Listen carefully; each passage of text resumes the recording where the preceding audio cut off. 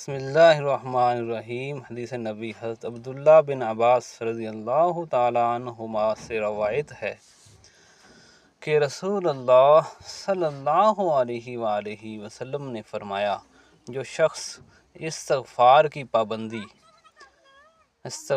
پابندی کرے تو اللہ تعالیٰ اسے ہر غم سے نجات عطا فرماتے ہیں اور اس کے لیے ہر تنگی سے نکلنے کا راستہ بھی بنا دیتے ہیں، اور استغفر اللہ زیادہ پڑھنے سے اسے ایسی جگہ سے روزی عطا کرتا ہے اللہ تعالیٰ جہاں سے اس کو گمان تک نہیں ہوتا۔ سبحان اللہ۔ سنن ابن ماجہ، آداب و اخلاق۔ سبحان اللہ و بحمدہ، سبحان اللہ العظیم۔ اللہ اس کے چہرے کو روشن رکھے جو حدیث کو سن کے اس کو آگے سینڈ کرے۔